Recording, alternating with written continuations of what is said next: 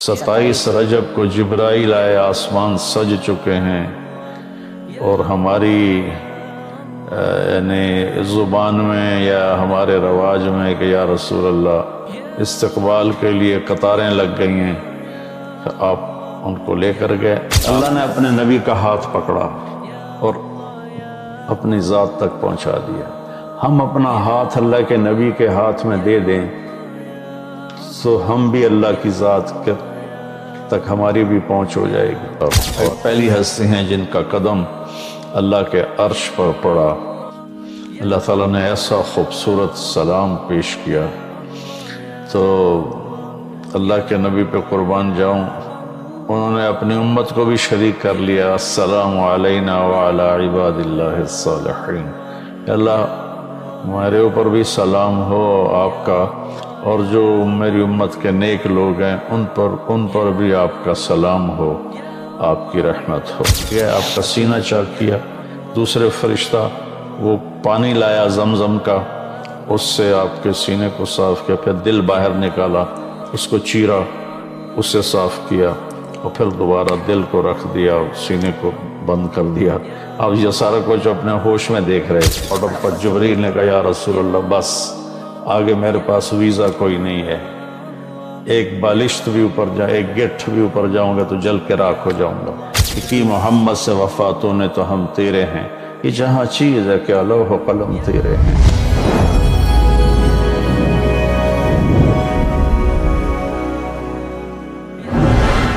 السلام علیکم ورحمۃ اللہ وبرکاتہ۔ الحمد للہ وکفی وسلام علی عبادہ الذین اصطفی، اما بعد۔ رجب کے مہینہ میں اللہ تعالیٰ کے نبی کو اللہ تعالیٰ نے اپنے پاس بلایا، جس کو ہم معراج کہتے ہیں، شب معراج، لیلۃ المعراج، اور اس کے لیے اہتمام بھی کیا جاتا ہے، عبادات کا، خیرات کا۔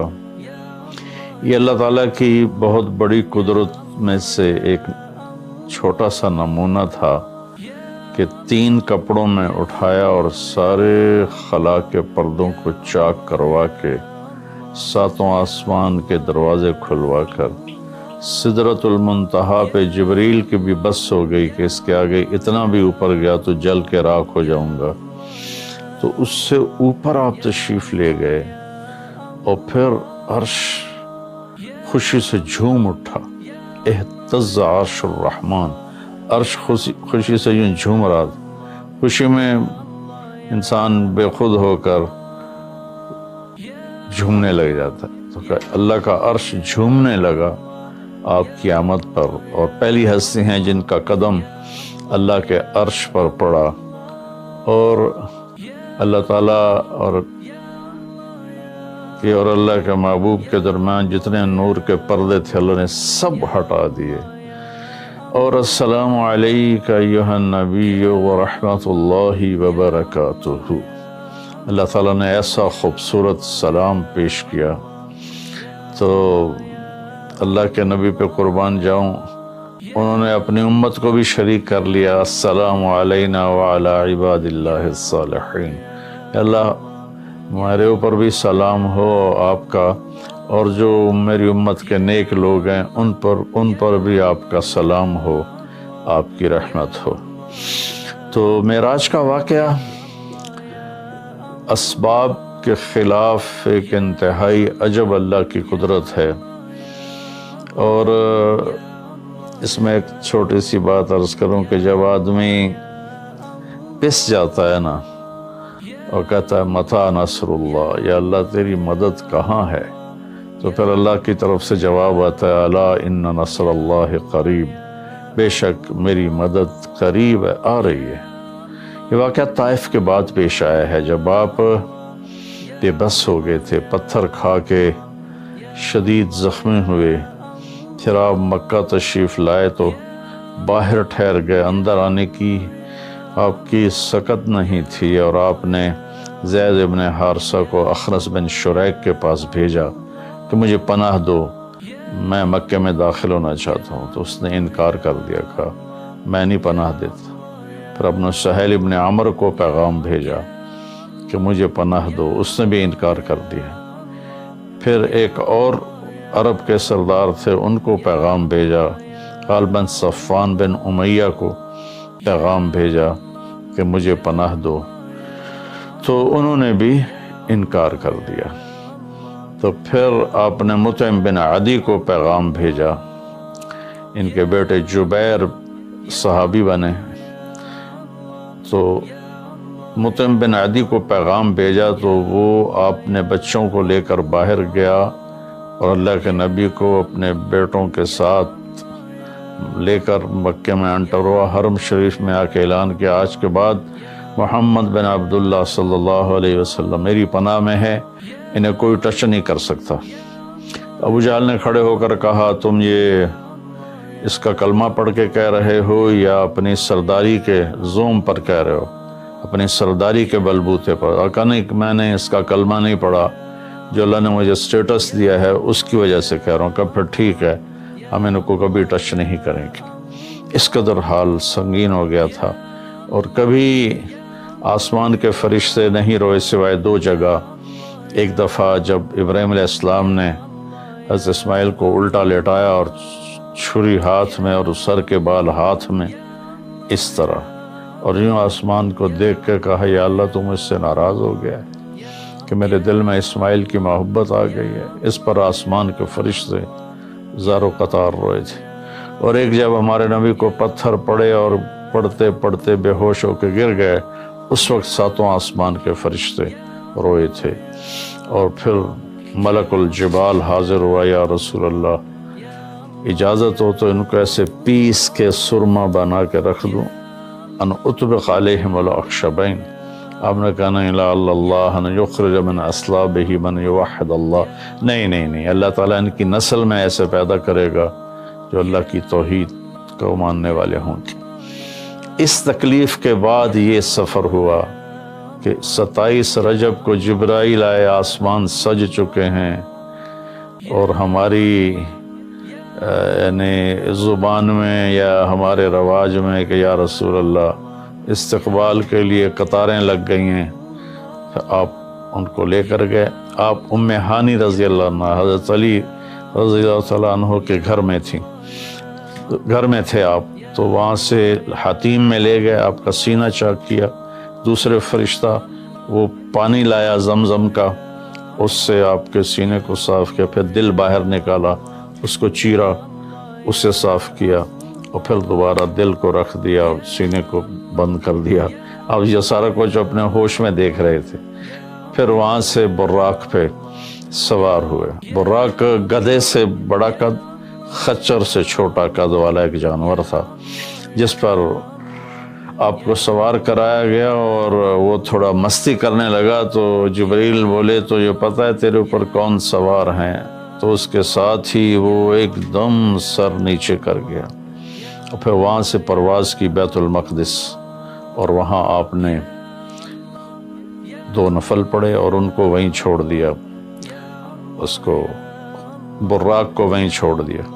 وہاں سے پھر سفر شروع ہوا اللہ کی طرف۔ اس سفر کو اللہ نے یوں بیان کیا، سبحان الذی اسری بعبدہ لیلا من المسجد الحرام الى المسجد الاقصى الذی بارکنا حولہ لنریہ من آیاتنا انہ هو السمیع العلیم۔ تو اس میں اہل علم کے لیے بڑا خوبصورت نقطہ بھی میرے ذہن میں ہے کہ یہ قرآن کی پہلی صورت ہے جو سبحان مصدر سے شروع ہو رہی ہے، سبحان الذی۔ پھر اس کو آگے لے جا کر اللہ تعالیٰ نے مصدر کے بعد فعل ماضی ہوتا ہے تو سبح للہ ما فی السماوات والارض کے ساتھ شروع کیا، تو مصدر آیا، ماضی آیا، ماضی کے بعد مضارع ہوتا ہے، فیوچر ہوتا ہے، مستقبل ہوتا ہے، تو یسبح للہ ما فی السماوات وما فی الارض الملک القدوس العزیز الحکیم۔ پھر اس کے بعد امر کا صیغہ ہوتا ہے، تو سبح اسم ربک الاعلی الذی خلق فسوی۔ یہ قرآن کا اعجاز ہے، قرآن کی خوبصورتی ہے، قرآن کی بلاغت ہے۔ سبحان، سبح، یسبح، سبح۔ تو اللہ تعالیٰ نے پہلے اپنی پاکیزگی کو بیان کیا کہ جو کچھ کہنے والا ہوں میں سب کچھ کر سکتا ہوں، میرے لیے کوئی مشکل نہیں کہ میں اپنے بندے کو لے کر گیا۔ اللہ آنے جانے سے پاک ہے، لیکن با کا اضافہ یہ بتاتا ہے کہ اللہ تعالیٰ کہہ رہے تھے یوں ہی سمجھو کہ میں اپنے بندے کو خود لے کر گیا اوپر۔ آپ جبریل کے کندھوں پر پروں پر سوار ہو کر نہیں گئے، آپ کا سفر الگ تھا، جبریل کا الگ تھا، یہاں تک کہ پہلے آسمان پر پہنچے تو دروازہ کھلا تو آدم علیہ السلام نے استقبال کیا، گلے لگایا۔ پھر اس سے اوپر گئے تو عیسیٰ علیہ السلام، یحییٰ علیہ السلام، زکریا علیہ السلام نے استقبال کیا، اور سارے آسمان کے فرشتوں نے استقبال کیا۔ پھر اس کے بعد تیسرے آسمان پر گئے تو یوسف علیہ السلام نے استقبال کیا اور سارے فرشتوں نے۔ پھر چوتھے آسمان پر گئے تو یونس علیہ السلام نے اور باقی سارے فرشتوں نے۔ تو پھر پانچویں آسمان پر گئے تو ہارون علیہ السلام اور آسمان کے فرشتے۔ پھر چھٹے آسمان پر گئے تو موسیٰ علیہ السلام اور موسیٰ علیہ السلام کے آسمان کے فرشتے۔ اس دن اللہ نے، میرا کہ میں نے پڑھا کہیں نہیں لیکن مجھے لگتا ہے کہ اس دن اللہ تعالیٰ نے سارے فرشتوں کی عبادت کی چھٹی کرا دی ہوگی اور فرمایا ہوگا بس میرے محبوب کا دیدار کرو، استقبال کرو، آج یہی تمہاری عبادت ہے، کیونکہ ہر فرشتہ بے قرار تھا کہ دیدار ہو جائے۔ پھر اب ساتویں آسمان پر گئے، وہاں ایک بیت اللہ تھا، وہاں ایک بزرگ سفید داڑھی والے یوں کر کے بیٹھے ہوئے تھے، یوں کر کے، اور لمبے ان کے بال تھے، لمبی داڑھی تھی، وہ نہیں اٹھے، وہ بیٹھے رہے۔ جب اب قریب آئے تو وہ کھڑے ہوئے اور کہا میرا بیٹا آ گیا۔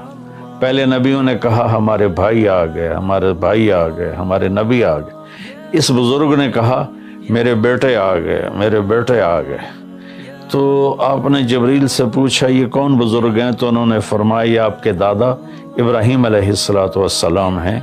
اس میں اللہ نے ہمیں سبق دیا کہ بیٹا کتنے ہی عالی مقام پہ چلا جائے، اس کے ذمہ ہے اپنے ماں باپ کا ادب کرے، ان کے پاؤں چھوئے، ان کے سامنے سر جھکا کے چلے۔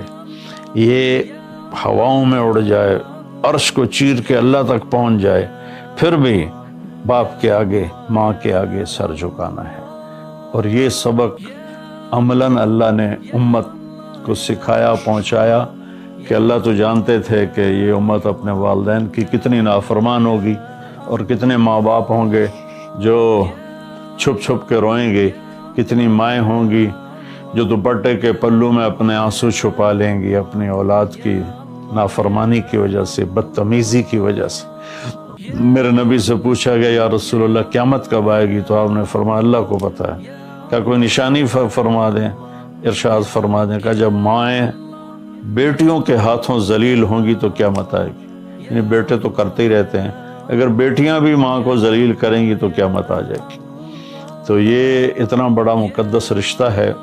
آپ نے فرمایا جس نے اپنے والدین کو دکھ دیا اس پہ اللہ کی لعنت، زمین آسمان کی لعنت، فرشتوں کی لعنت، نہ اس کی نماز قبول ہے، نہ روزہ، نہ صدقہ۔ اور دوسری طرف آپ نے فرمایا جو صبح صبح ماں باپ کی زیارت کر لے تو صبح سے شام تک جنت کے 2 دروازے اس کے لیے کھل جاتے ہیں۔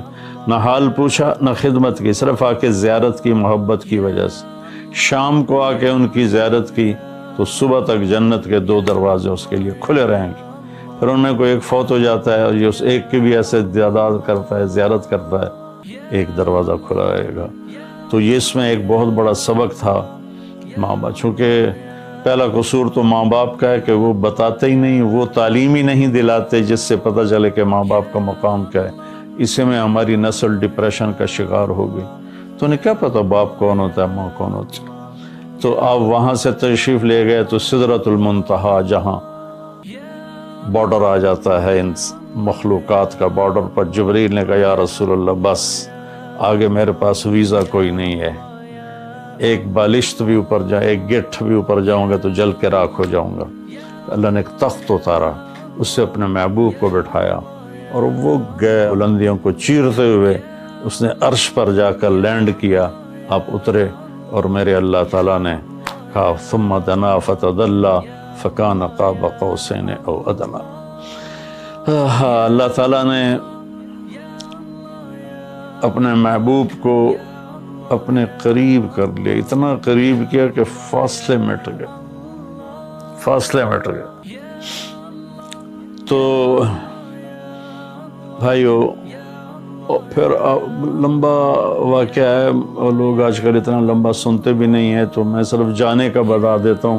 واپسی کا بھی پورا ایک کہانی ہے، جنت دکھائی، جہنم دکھائی، جنتی دکھائے، جہنمی دکھائے، سارا کچھ دکھایا، سود خور دکھائے، بے نمازی دکھائے، نمازی دکھائے، اپنے سب کو اپنی آنکھوں سے دیکھا، جہنم کو بھڑکتے دیکھا، جنت کو چمکتے دیکھا، جہنم کو دہکتے دیکھا اور جنت کو مہکتے دیکھا۔ یہ سب کچھ آپ نے اپنی آنکھوں سے دیکھا، اور پھر آپ واپس تشریف لائے۔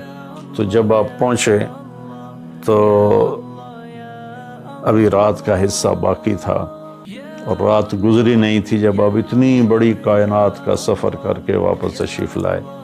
تو اس میں ایک بڑا سبق ہے، وہ یہ ہے کہ اللہ نے اپنے نبی کا ہاتھ پکڑا اور اپنی ذات تک پہنچا دیا۔ ہم اپنا ہاتھ اللہ کے نبی کے ہاتھ میں دے دیں تو ہم بھی اللہ کی ذات تک ہماری بھی پہنچ ہو جائے گی۔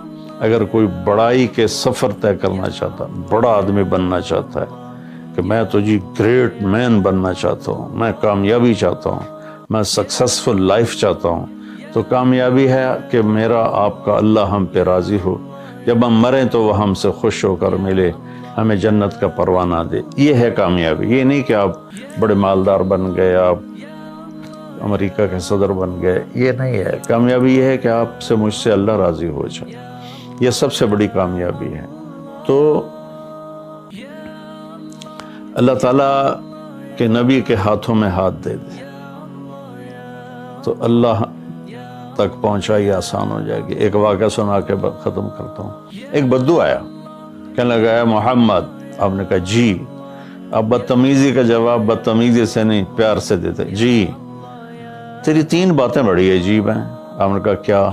تو کہتا ہم باپ دادے کا دین چھوڑ کے تیرے دین پہ آ جائیں گے۔ ہم کیوں چھوڑیں باپ دادے کا دین؟ کہا اچھا اور؟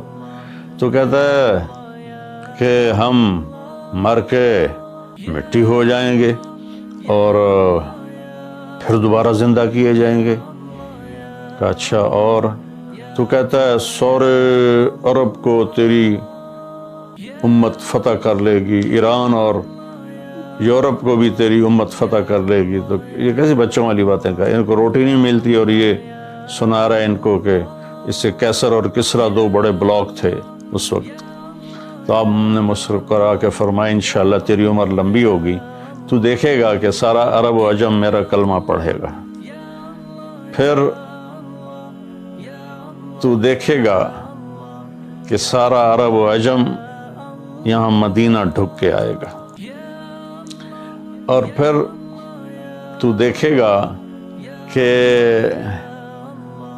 اللہ تعالیٰ قیامت کے دن تجھے بھی کھڑا کرے گا، مجھے بھی کھڑا کرے گا، اور میں تیرا ہاتھ پکڑ کے تجھے یاد دلاؤں گا کہ ہو گیا یہ زندہ ہونا کہ نہیں ہوا۔